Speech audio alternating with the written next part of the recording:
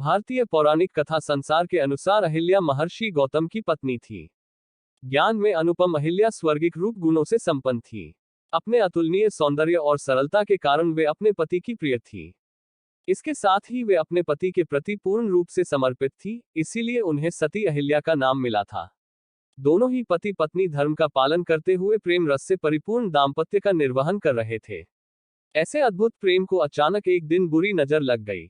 ये बुरी नजर थी देवराज इंद्र की, जो अहिल्या के सौंदर्य पर आसक्त होकर उनका प्रेम पाने के लिए लालायित हो उठा। इंद्र को महर्षि गौतम की दैवीय शक्तियों और सामर्थ्य का ज्ञान था, इसके साथ ही वह अहिल्या के पतिनिष्ठ होने के सत्य से भी परिचित था। इंद्र के पास इन शक्तियों से पार पाने का सामर्थ्य नहीं था, पर वह अहिल्या को भूलना भी नहीं चाहता थे। वह स्वयं को संयमित कर सही अवसर की प्रतीक्षा करने लगा। समय अपनी गति से चलता रहा और एक दिन महर्षि गौतम ने अहिल्या से कहा कि उन्हें एक विशेष सिद्धि की प्राप्ति के लिए कम से कम 6 माह तक वन के एकांतवास में तपस्या करने जाना है। अहिल्या ने उन्हें सहमति देते हुए उनकी प्रतीक्षा करने की बात कह विदा कर दिया। इंद्र बस ऐसे ही एक अवसर की प्रतीक्षा जाने कब से कर रहा था। ऋषि के जाते ही वह महर्षि गौतम का वेश धारण कर अहिल्या के पास पहुंच गया।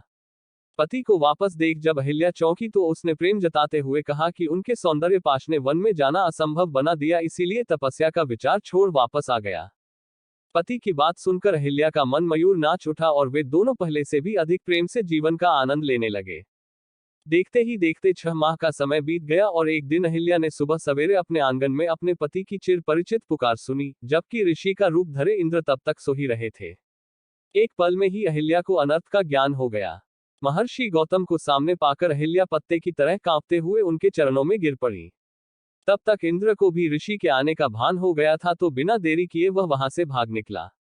अहिल्या से सारा वृतांत जान ऋषि क्रोध से भर उठे और तुरंत ही उन्होंने श्राप दे दिया कि जिस स्त्री को अपने पति के स्पर्श का भान न हुआ, वह जीवित नहीं हो सकती। तन और मन से पत्थर की तरह कठोर व्यवहार किया है, तो तू भी पत्थर की ही हो जा। ऋषि के श्राप और अपनी अज्ञानता से निराश अहिल्या ने तब अपने पति को रोते हुए समझाया कि आप इतनी दिव्य शक्तियों से संपन्न हैं। आप मुझे अकेला छोड़कर गए और बीते 6 माह में आपको एक बार भी आभास न हुआ कि मेरे साथ कोई छल कर रहा है, तो मैं तो एक साधारण स्त्री हूं। मैंने अनजाने में अपराध किया है। भले ही मैं पराये पुरुष के साथ रही हूं, पर मेरा मन पवित्र है, क्योंकि उस पुरुष को मैंने आप यानी अपना पति जानकर ही अपनाया था। तन और मन दोनों से ही मैं अपने पति के ही साथ थी। श्री राम ने किया श्राप मुक्त। अहिल्या की बात सुनकर ऋषि उनसे सहमत हुए और कहा कि अब तो श्राप दिया जा चुका है, उसे वापस नहीं लिया जा सकता, किंतु त्रेतायुग में भगवान विष्णु श्री राम के रूप में अवतार लेंगे और वनवास के दौरान तुम्हें स्पर्श करेंगे। उनके स्पर्श से ही तुम्हारा पाप धुलेगा और तुम वापस अपने स्त्री रूप को प्राप्त करोगी।